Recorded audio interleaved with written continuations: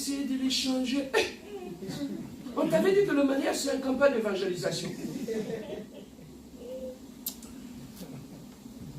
Mariez-vous dans le Seigneur. Tu sais, quand tu te maries avec une personne qui se conforme à la parole, qui est assis dans la parole, même s'il y a une incompréhension dans le couple, malgré Kotomboka, mais il est limité par la parole. Il ne peut pas aller au-delà de la parole. Parce qu'il est assis dans la parole. Il ne le fait pas par rapport à toi seulement, son mari ou sa femme, mais il le fait parce qu'il est disciple. Et il est assis dans la parole.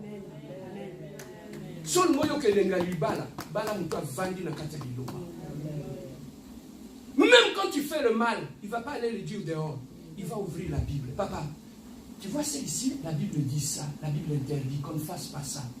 Comme il est disciple, il est assis dans la parole, à Oyoka, à Otika. Amen. Amen. La Bible dit celui qui ne connaît pas Dieu, qui ne demeure pas dans la parole. Écoute comment la Bible le taxe. Il le taxe d'un animal. Un chrétien animal. Donc toi, ça va nyama réfléchir à ti. En ça la nuance. Imagine-toi di bala mutuna na nyama. Ma bala mususu ezo simbate parce que bo bala li mutuna. Pardon, on donne des conseils, on force, on prie, on fait tout. Mais on fait tout, ça ne marche pas parce que c'est un mariage contre nature. C'est un homme avec un animal. C'est un animal, pourquoi? Parce qu'il n'est pas assis dans la parole.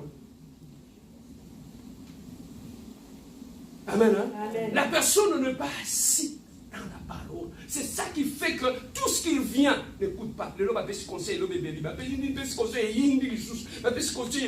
Tout simplement pourquoi? Parce que le problème, ce n'est pas que vous ne vous comprenez pas dans le couple. Le problème est que c'est un mariage à contre-nature.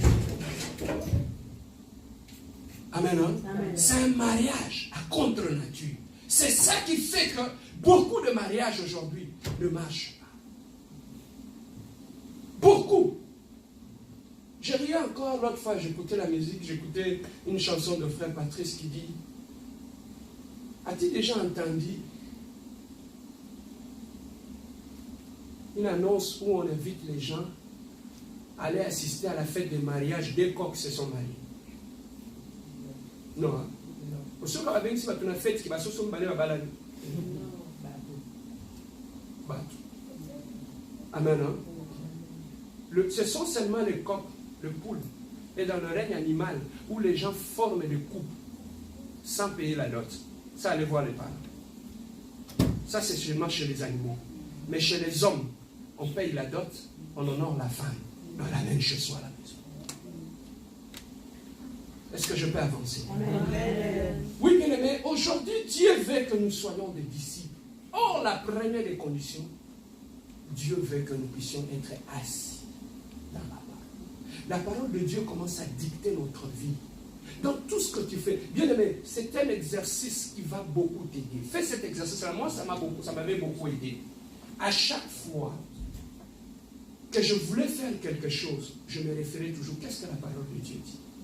Qu'est-ce que la parole de Dieu dit? Si je vais réagir, qu'est-ce que la parole de Dieu? Lorsque la parole de Dieu commence à façonner ta vie, c'est à ces moments-là que la nature de Jésus-Christ commence à apparaître. Ma place, nous sommes quand on est chrétien, nous sommes des hommes, avec cette chair-là. La faiblesse peut être là. Je peux me fâcher. Même dans mon mariage, je me fâche aussi. Même dans ma maison, je me fâche aussi. Mais le seul fait que je suis limité par la parole, je ne peux pas aller au-delà. Je m'arrête là. Amen, hein? La Bible, même si je me fâche, c'est lui qui journée mon Bible. Ma femme, elle est là, elle peut vous dire. Mais la Bible me dit que la nuit n'arrive pas sans que tu puisses te séparer de ta colère.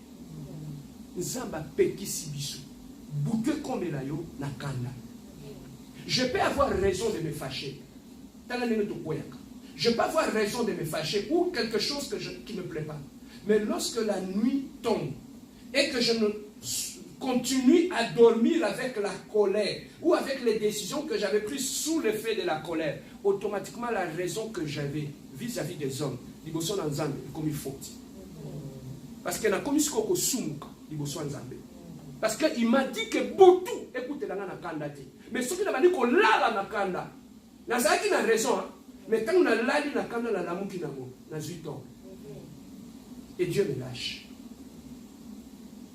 La raison que tu avais au Père de l'amour. Pourquoi? Parce que tu n'as pas voulu te conformer à la parole de Dieu. La première des conditions. Si vous demeurez dans ma parole, vous serez réellement mes disciples. Un disciple, c'est quelqu'un qui demeure dans sa parole, dans sa conduite de tous les jours, dans sa vie de tous les jours, dans tout ce qu'il fait. Il cherche à se conformer à la parole. Il cherche que sa vie puisse se conformer à la parole. Je me fais rire. Quand on était jeunes, on nous avait invités dans une réunion Moroboé. Il y a de jeunesse. On est allé, le prédicateur qui était là. Les amis étaient partis. Il y avait des amis, il y avait des copains, des copines, des amis. À ce moment-là, on était à l'université. Papa, le prédicateur m'a dit côté sur les empiriques et les adultères n'hériteront pas le royaume des cieux. Il a dit, si vous sortez ici, tu fais un accident, directement tu vas aller en enfer.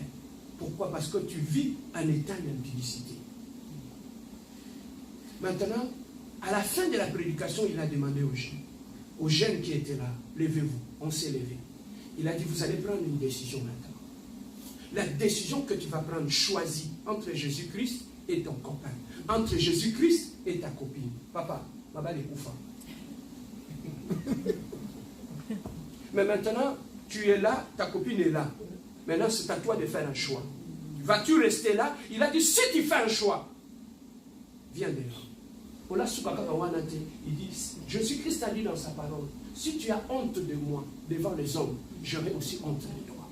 C'est comme ça là. Ma prière, ça, au canilisme au fond.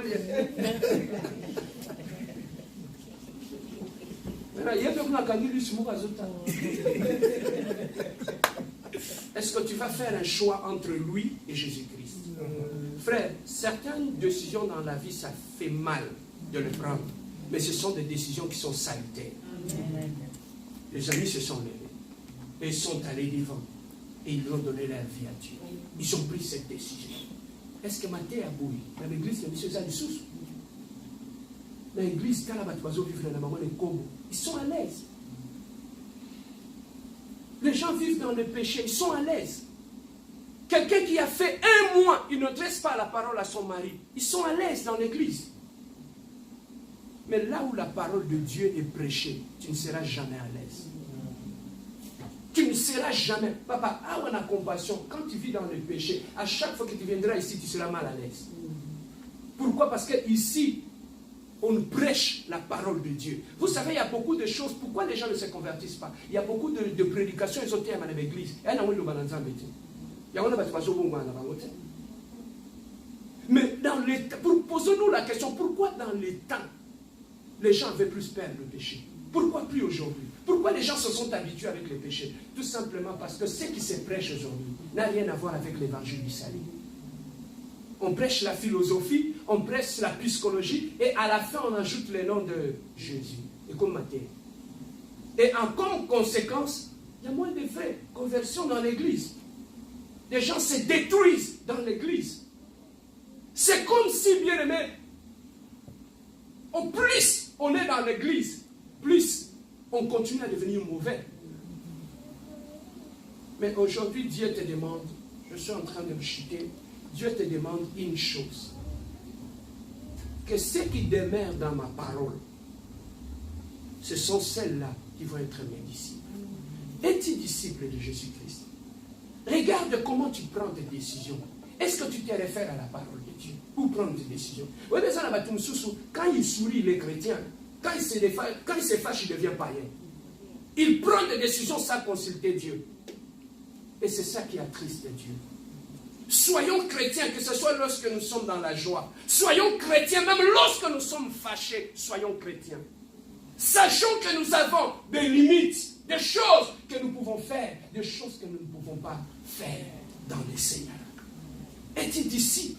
Regardez comment tu prends tes décisions. Regardez comment tu réagis. Regardez comment tu parles.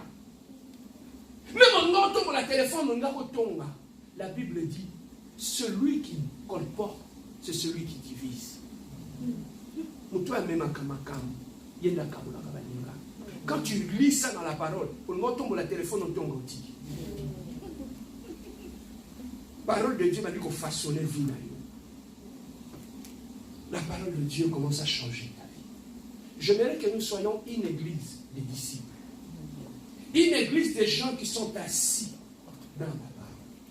Une église où les gens vivent dans la parole. Chaque jour, ils cherchent à ressembler à Jésus-Christ, à être comme Jésus. C'est là notre combat, Yaya. Notre combat, pourquoi nous allons à l'église? Nous allons à l'église pour continuellement ressembler à Jésus-Christ. Est-ce que maintenant, pose-toi la question, dans ma marche avec Jésus-Christ, qu'est-ce que je suis en train de faire chaque jour pour ressembler à Jésus-Christ dans ma vie? Certaines bénédictions au sein de ma beauté,